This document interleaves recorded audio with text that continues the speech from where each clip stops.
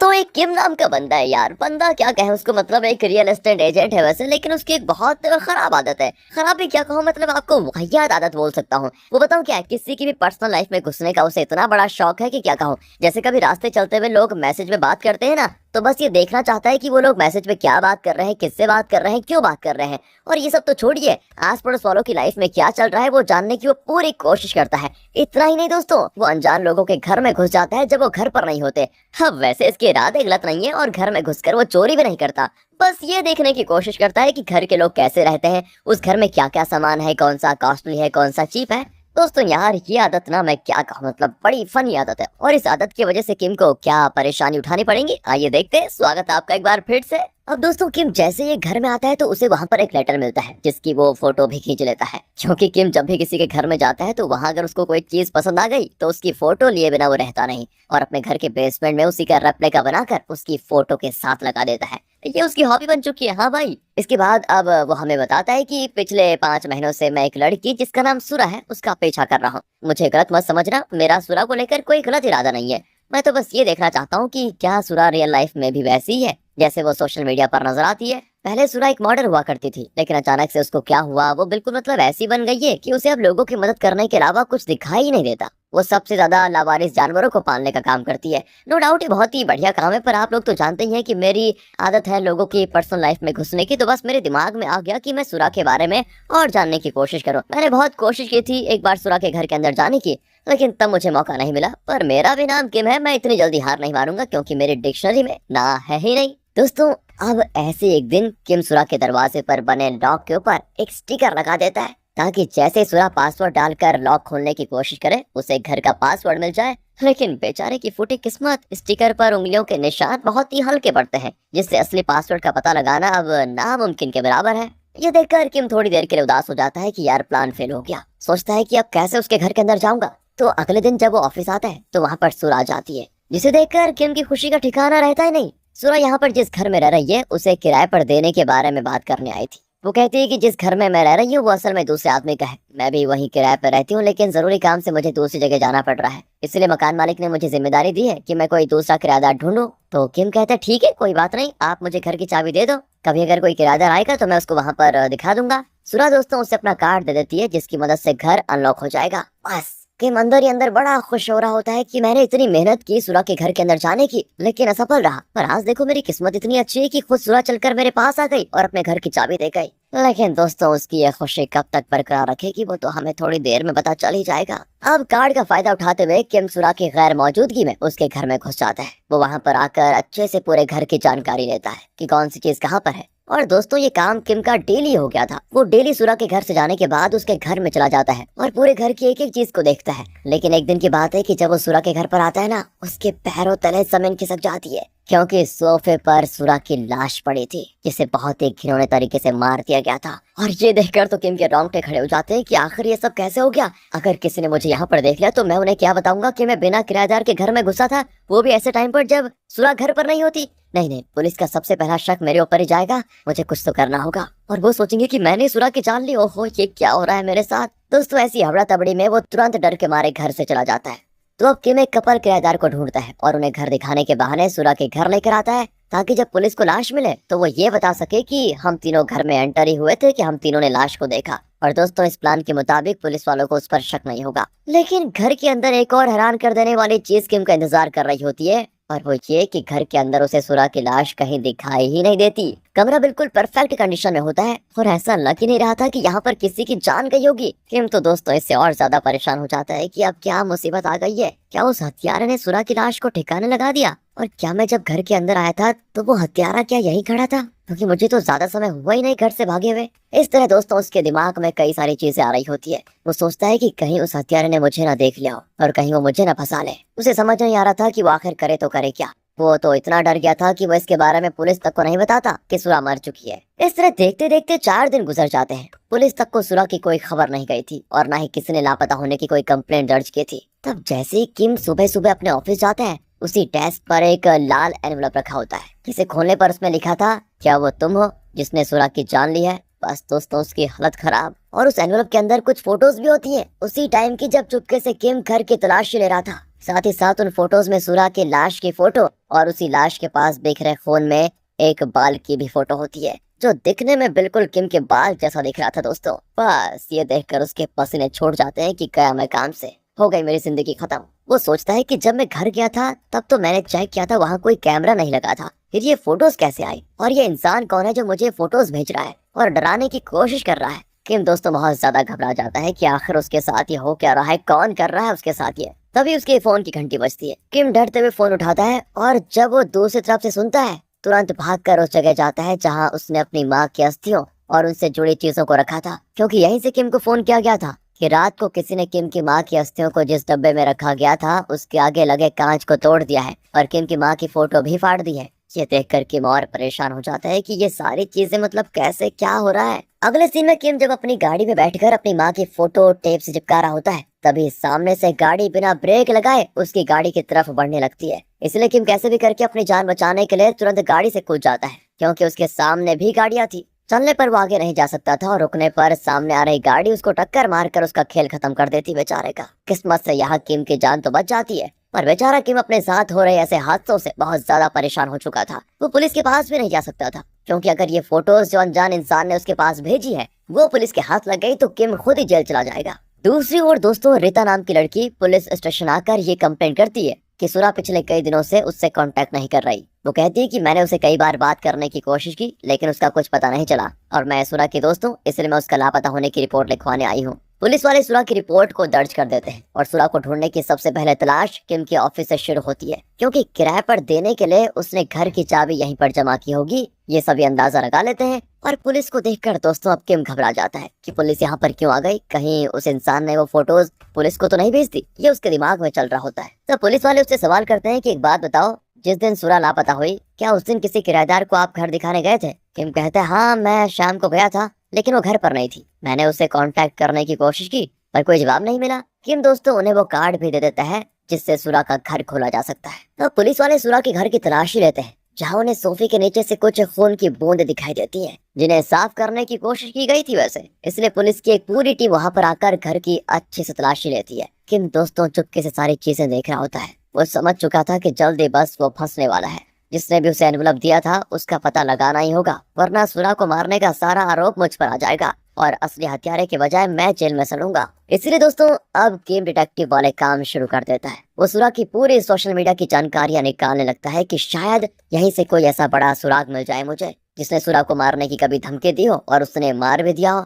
तब दोस्तों ऐसे छानबीन करने पर उसे रीता की वीडियोस मिलती है, जो हमेशा सुरा को एक्सपोज करने की वीडियो बनाया करती थी कि सुरा ये करती है, सुरा वो करती है, बस इसीलिए कि उसे व्यूज मिल जाए। क्योंकि दोस्तों सुरा सोशल मीडिया पर काफी फेमस थी। होती ना दोस्तों यूट्यूब पर भी बड़े बड़े क्रिएटर के ऊपर कुछ भी वीडियो बना दो तो अच्छे व्यूज आ जाते हैं। ऐसे ही काम रीता भी करती थी, वो सुरा के ऊपर वीडियोस बनाती थी और ये देखकर सबसे पहला शक किम का रीता पर ही जाता है कि शायद हो सकता है इसने ही जलन के मारे सुरा को मार दिया। वो रीता की सारी वीडियोस देखना शुरू करता है ताकि पता कर पाए कि असल में रीता रहती कहाँ है और कई सारे व्लॉग देखने के बाद उसे उसका एड्रेस मिल जाता है। अब रीता जैसे ही घर के बाहर जाती है किम घर में घुस आता है और घर की तलाशी लेने पर उसे वहाँ कई सारे वही लाल एनवलप दिखाई देते हैं जिनमें वो फोटोज डालकर किम को भेजा गया था। बस ये देखकर किम समझ जाता है कि मेरा शक बिल्कुल सही निकला, रीता ये सब कुछ कर रही है। तभी उसे वहाँ कुछ मैसेजेस के प्रिंट आउट दिखाई देते हैं। उनमें बी विद यू 1984 नाम की इंस्टाग्राम आईडी से कई सारे धमकी भरे मैसेजेस आए होते हैं। उस आईडी को देखकर किम को याद आता है कि हाँ मैंने इस आईडी के कई सारे कमेंट सुरा की प्रोफाइल पर भी देखे थे।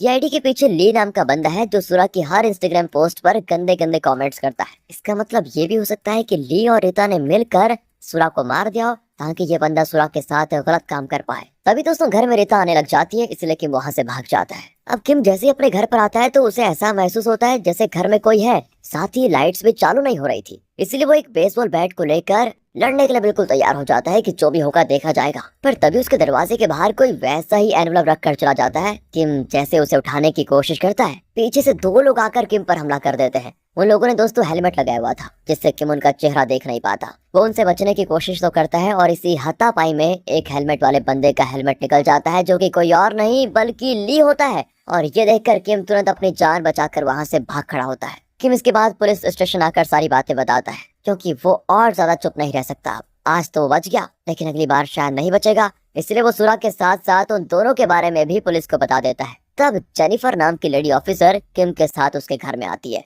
वहां आने पर उसे ली की लाश मिलती है। ओ माय गॉड, जिसे रस्सी की मदद से लटका कर मार दिया गया था। साथ ही साथ किम ने चींटियों का पूरा घर एक कचड़े के डब्बे के अंदर रखा था, वो भी टूट गया था। उसके अंदर से निकली मिट्टी पर भी वैसा ही एनवलप रखा हुआ था। दोस्तों, अब किम उसे जेनिफर से छुपाने की कोशिश करता है, लेकिन वो देख लेती है और जैसे ही वो उसे खोलती है तो उसके अंदर किम की ली के साथ एक फोटो होती है। अरे इन दोनों की फोटो कैसे आ गई? किम भी पूरी तरह दंग रह जाता है। वो कहता है मैं तो ली को जानता नहीं, ये फोटो एडिट की हुई है। साथ ही दोस्तों, उस एनवलप के अंदर वो सारी फोटोज भी होती है जब किम चुपके से सुरा के घर में घुसा था, लेकिन उसमें ये फोटो नहीं होती जिसमें सुरा मरी थी। जेनिफर कहती एक बात बताओ, तुमने क्या हमें बेवकूफ समझा है? ये सब कुछ तुम्हारा रचा हुआ प्लान है, समझे? तुमने सुरा को गायब किया है और जब ली को इसके बारे में पता चला तो तुमने उससे भी मार दिया और अब विक्टिम कार्ड खेलकर हमारे पास आ गए कि कुछ लोगों ने तुम पर हमला कर दिया। वाह, बेचारा किम पूरी तरह से फंस चुका था। उसका दिल और दिमाग एक ही बात उस टाइम कह रहा था कि भाग ले भाई भाग ले, एक बार अंदर गया तो हमेशा वहीं पर रहेगा। दोस्तों, किम तुरंत जेनिफर को धक्का देकर वहां से भाग जाता है। अब किम अपनी बेगुनाही साबित करने के लिए सबसे पहले ली का घर ढूंढता है, जो भाग्य से उसे मिल भी जाता है। वो घर के अंदर आकर हर जगह की अच्छे से तलाशी लेता है और तब तलाशी लेने पर उसे वहाँ पर एक नोट मिलता है। उस नोट पर उसी जगह का एड्रेस लिखा था जहाँ पर किम की माँ की अस्थियां रखी गई थी। ये देखकर किम समझ जाता है कि उस दिन जो अस्थियों के डब्बे के साथ जो छेड़खानी हुई थी वो ली ने किया था। जरूर उन अस्थियों के डब्बे के अंदर भी रीता और ली ने मिलकर कुछ डाला होगा, क्योंकि दोस्तों अभी किम समझ रहा है कि रीता और ली ने ही सुरा को मारा है। और क्योंकि किम ने ली को देख लिया था तो रीता ने ली की जान ले ली ताकि रीता खुद ना फंसे। ये सारी चीजें ये सोच रहा होता है दोस्तों अभी। अब किम अपनी माँ की अस्थियों का डब्बा वहाँ से लेकर जाता है और अपनी गाड़ी में आकर उसे खोलता है, जिसके अंदर वो चाकू मौजूद था जिस चाकू से सुरा की जान ली गई थी। साथ ही वहाँ पर एक और एनवलप भी रखा हुआ था जिसमें लिखा होता है तुम्हारा तो गेम बचने वाला है, जल्दी तुम पूरे फंसोगे। और ये देखकर किम बेचारा बहुत घबरा जाता है कि आखिर ये सब मेरे साथ कौन कर रहा है। काश मैं लोगों की जासूसी करने की अपनी बुरी आदत को सुधार लेता तो आज मैं इस परेशानी में ना होता। दोस्तों, वो उस चाकू को भी नदी में फेंक देता है क्योंकि उसे पता था हर एक सबूत उसके ही खिलाफ है। किम वहाँ से रीता के पास आता है और उसका गला दबाते हुए कहता है कि आखिर तुम मेरे साथ ये क्यों कर रही हो? मैंने तुम्हारा क्या बिगाड़ा था? रीता कहती है पागल हो गए तुम, मैं सुरा को क्यों मारूंगी? उल्टा मैं तो खुद उसके लापता होने की कंप्लेंट लिखवाने गई थी, क्योंकि कोई ली नाम का बंदा मुझे हमेशा मैसेज वगैरह पर धमकी दिया करता था और मेरा पीछा भी करता था। तो मैंने उसे सुरा के बारे में बता दिया ताकि वो मेरा पीछा छोड़कर सुरा के पीछे पड़ जाए। मैं सुरा से वैसे भी चलती थी तो इसलिए मैंने उसके साथ ऐसा कर दिया, मतलब ली को उसके पास भेज दिया। लेकिन इसके बाद मुझे खुद सुरा की टेंशन होने लग गई थी, क्योंकि ली एक अच्छा इंसान नहीं था। मुझे लगा कि कहीं वो सुरा को कोई नुकसान न पहुंचा दे, तो मैंने सुरा से कांटेक्ट करने की कोशिश की, लेकिन कांटेक्ट हो ही नहीं पाया। तो मैंने इसके बारे में पुलिस से बात की ताकि सुरा को ढूंढ पाए। ये सुनकर दोस्तों किम रह जाता है हैरान। वो कहता है कि फिर तुम्हारे पास ये लाल एनवलप कहाँ से आए? रीता कहती है ये तो सुरा ही मुझे भेजा करती थी। मैं जब भी उसके ऊपर कोई वीडियोस बनाती थी एक्सपोज वाली, उसे बनाने के लिए सुरा ही मुझे पैसे भेजती थी इसी एनवलप में, क्योंकि होता ये था कि मेरी वीडियोस से उसके फॉलोअर्स बढ़ रहे थे और वो फेमस होती जा रही थी। किम दोस्तों ये सारी बातें सुनकर हैरान हो जाता है कि इसका मतलब ये तो नहीं कि सुरा अभी तक मरी ना हो। ओहो, वही है जो मुझे अपनी हत्या के आरोप में फंसाने की कोशिश कर रही है। एंड दोस्तों, अब उसे याद आता है कि जब ली के साथ दूसरे बंदे ने उस पर हमला किया था, उसका शरीर किसी लड़की जैसा लग रहा था और उसने परफ्यूम भी सेम वैसे लगाया था जैसा किम को सुरा के घर पर मिला था। किम सारी बात समझ जाता है कि ओहो, ये सारा प्लान सुरा का रचा हुआ है मुझे फंसाने के लिए। लेकिन आखिर उसने किया क्यों ऐसा, इसका मुझे जल्द ही पता लगाना होगा। दोस्तों, हमें सुरा की लाइफ के बारे में बताया जाता है। सुरा जब अपने परिवार के साथ रहती थी तभी से उसे नशा चढ़ चुका था बहुत सारे पैसों का, इसीलिए तो उसने एक बार अपने छोटे भाई को बेचने की कोशिश की। घर वालों को जब उसकी इस हरकत के बारे में पता चला तो उन्होंने सुरा को घर से निकाल दिया। उसके बाद सुरा शहर आ गई और वहाँ पर आने के बाद वो ज्यादा पैसा कमाने के लिए प्रोस्टिट्यूट का काम करने लग गई। लेकिन ये काम ज्यादा दिनों तक वो हैंडल नहीं कर पाए एंड तब उसको आइडिया आया कि लोगों की नजर में अच्छा बनने का। उसने जानवरों को पालना शुरू कर दिया जो कि लावारिस होते थे, लेकिन असल में तो सुरा उन लावारिस अच्छे किटन या पपीज के हाथ पैर तोड़ देती थी और सोशल मीडिया पर लोगों से पैसे मांगा करती थी कि मुझे ऐसे जानवर सड़क पर तड़पते हुए मिले जिनका मैं ख्याल रखूंगी। और इस चीज को देखकर लोगों ने सुरा को डोनेशन देना स्टार्ट कर दिया और इससे लाखों रुपए बिना मेहनत के ही सुरा के अकाउंट में आने लग गए। लेकिन ऐसा ही काम करते हुए एक दिन उसको पता चला कि किम उस पर नजर रखे हुए है। उसे लगा कि कहीं किम मेरी सच्चाई दुनिया के सामने न लेकर आ जाए, इसीलिए दोस्तों उसने किम को फंसाने का मास्टर प्लान बनाया। उसे पता चल गया था कि किम लोगों के घरों में चुपके से घुसने की कोशिश करता है, इसलिए जानबूझकर उसने अपने घर में आने की परमिशन किम को दी ताकि जैसे ही वो अंदर आएगा वो उसे फंसा देगी। उसने ली के साथ मिलकर दोस्तों ये सारा प्लान बनाया क्योंकि ली सुरा को पसंद करता था। वो हर काम में उसका साथ देने के लिए राजी था। सुरा ने ही ली की फोटो किम के साथ एडिट की थी और इस प्लान में ली को मरना तो नहीं था, पर जब किम ने उसका चेहरा देखा तो ली बहुत ज्यादा डर गया था। खुद को फंसता हुआ देखकर उसने सुरा से कहा, मैं ये काम और नहीं कर सकता, मैं पुलिस को जाकर सब कुछ बता दूंगा। इसीलिए मजबूरन सुरा ने दोस्तों उसको मार दिया और अब सुरा का आखिरी प्लान है कि वो खुद पुलिस के सामने आएगी, ये कहते हुए कि किम ने उसका अपहरण किया था और बड़ी मुश्किल से वो अपनी जान बचाकर भागी है। इसीलिए दोस्तों उसने जेनिफर को मिले एनवलप में वो फोटो नहीं रखी थी जिसमें उसकी लाश दिख रही थी। याद है दोस्तों आपको, जब जेनिफर ने वो एनवलप खोला था तो उसमें सुरा की लाश की फोटो नहीं थी, क्योंकि अगर होती तो सभी को लगता कि सुरा मर चुकी है। देखा दोस्तों, बड़ा ही जबरदस्त प्लान बनाया ना सुरा ने। अगले सीन में किम जैसे अपने बेसमेंट में आता है, वहाँ सुरा पहले से मौजूद होती है। उसको देखकर किम एकदम हक्का बक्का हो जाता है। वो सीधे उस पर हमला करना शुरू कर देता है। साथ ही सुरा ने खुद को चेन से बांध कर रखा था ताकि पुलिस वाले यहाँ पर आए तो उन्हें लगे कि किम ने उसे बंदी बना कर रखा हुआ है। पर बेचारे किम की किस्मत तो खराब थी। उसे ढूंढते हुए पुलिस वाले वहाँ पर पहुंच जाते हैं, जो किम पर गन पॉइंट करके उसे सरेंडर करने को कहते हैं। किम तो अब और ज्यादा बुरी तरह से फंस चुका था, इसलिए वो पहले की तरह दोबारा खुद को बचाकर वहाँ से भागने में सफल हो जाता है। अब दोस्तों हॉस्पिटल में सुरा एक और चाल चल रही होती है। वहाँ भी वो सोशल मीडिया फॉलोअर्स को मगरमच्छ के आंसू बहाते हुए दिखाती है कि मैं कितनी दुखी हूँ, जिस पर वो लोग और ज्यादा सुरा की मदद करने के लिए पैसे भेजना शुरू कर देते हैं। लेकिन उधर किम बेचारे की पूरी जिंदगी बर्बाद हो चुकी थी। वो कहता है, नहीं नहीं नहीं, मैं ऐसा होने नहीं दूंगा। जो काम मैंने किया ही नहीं उसका आरोप मैं खुद पर कभी नहीं लूंगा। इसलिए दोस्तों वो ठंडे दिमाग से एक प्लान बनाता है और जेनिफर को लेटर भेजकर कहता है, मैं आपको कुछ बताना चाहता हूँ, एक बार मेरी बात सुन लीजिए प्लीज, उसके बाद आपका जो फैसला होगा वो मुझे मंजूर होगा। जेनिफर मान जाती है और किम की बताई हुई जगह पर उससे मिलने आती है। पर दोस्तों अभी हमें ये नहीं बताया जाता कि किम ने जेनिफर से क्या कहा। अगले सीन की बात है, सुरा को उसके कमरे में वैसा ही एनवलप मिलता है जिसे किम ने उसको भेजा था। उसमें वो सुरा को एक जगह पर बुला रहा होता है, ये कहते हुए कि मेरे पास तुम्हारे लिए एक खास चीज है जिसे देखकर तुम्हारी दुनिया ही हिल जाएगी। सुरा दोस्तों उसकी बताई हुई जगह पर जाती है। वहां आने के बाद किम मुझसे कहता है कि मैंने तुम्हारा करीब 5 महीने से पीछा किया था। इस दौरान मैंने एक चीज नोटिस की कि तुम हर हफ्ते पहाड़ी वाले इलाके में पपीज और किटन्स को लेकर जाती हो, और जब वापस आती हो तो वो तुम्हारे साथ मौजूद नहीं होते, क्योंकि तुम उनको मारकर वहीं पर दफना देती हो। सुरा कहती है, बस यही बताना चाहते हो? हाँ, मैंने उनको मारा है। कौन इतनी मुसीबत पालेगा वैसे भी, और कुछ बताना बाकी है क्या? दोस्तों तभी सुरा की नजर वहाँ लगे कैमरे पर पड़ जाती है जो सब रिकॉर्ड हो रहा था। बेचारे किम की फूटी किस्मत, सुरा ने वो कैमरा देख लिया था, इसलिए अब सुरा की बातें वो रिकॉर्ड नहीं कर सकता। सुरा उस कैमरे को वहीं तोड़ते हुए कहती है, अफसोस तुम्हारा प्लान फेल हो गया ब्रो। किम उससे कहता है, लेकिन सुनो, अभी तो और भी कुछ बातें बाकी हैं जो मैं तुम्हें बताना चाहता हूँ। तुमने न सिर्फ ली को मारा बल्कि उसके साथ साथ एक और लड़की की जान ली है तुमने, जिसे भी तुमने वहीं पहाड़ी वाले इलाके में दफनाया होगा। और मैंने तुम्हारा और उस लड़की का झगड़ा होते हुए देखा था, जिसके अगले ही दिन खबर आ गई कि वो लड़की लापता है। जब मैं तुम्हारी सच्चाई नहीं जानता था तो मुझे इन सब पर इतना यकीन नहीं हुआ, लेकिन अब यकीन हो चुका है। सुरा कहती है कि जब तुम मरने ही वाले हो तो ठीक है, मैं तुम्हें बता देती हूँ। हाँ, ली और उस लड़के दोनों को मैंने ही मारा, और वो लड़की मेरी सच्चाई जानने के बाद मुझसे बहुत सारे पैसे मांग रही थी। कह रही थी कि पैसे नहीं दोगी तो सबको बता दूंगी। तो भाई मैंने उसका खेल खत्म कर दिया और अब तुम्हारी बारी है, वैसे भी मरने के लिए तैयार हो जाओ। दूसरी ओर किम ने जेनिफर को दोस्तों वही सारी बातें बताई थी जो किम अभी सुरा को बता रहा था। साथ ही जब ली की ऑटोप्सी रिपोर्ट आई थी तब उस रिपोर्ट के हिसाब से ली के हाथों पर सुरा का डीएनए मिला था, यानी कि उन दोनों ने आखिरी बार किस किया था, जिसका मतलब साफ था कि वो दोनों मिले हुए थे, यानी कि सुरा ने खुद अपने अपहरण का नाटक किया। उसी के साथ साथ पहाड़ी वाले इलाके में कई सारे पपीज और किटन्स की लाशें मिली। उन्हीं लाशों में उस लड़की की भी लाश थी जिसे सुरा ने मार दिया था, और इससे अब ये साबित हो जाता है कि इन सभी की सुरा ने ही जान ली है। इधर सुरा जैसे किम को मारने वाली होती है तभी वहाँ पर जेनिफर और बाकी पुलिस वाले पहुंच जाते हैं। वो सभी सुरा को पकड़ लेते हैं। उस पर न सिर्फ 2 हत्याओं का बल्कि अटेम्प्ट टू मर्डर का भी चार्ज लगेगा। मतलब साफ है, अब सुरा अपनी सारी जिंदगी जेल में बिताएगी। साथ ही जेनिफर किम को भी 1 साल के लिए जेल भेज देती है, क्योंकि वो दूसरों के घरों में घुसने का काम करता था ना। बाकी दोस्तों सारे आरोप उस पर से हटा दिए जाते हैं। और अब मूवी के आखिरी सीन में हम 1 साल के बाद का सीन देखते हैं, जहाँ पर किम को रिहा कर दिया जाता है। वो जेनिफर को थैंक यू बोलने जाता है, क्योंकि अगर उसने किम की बात नहीं सुनी होती तो आज किम जेल में होता।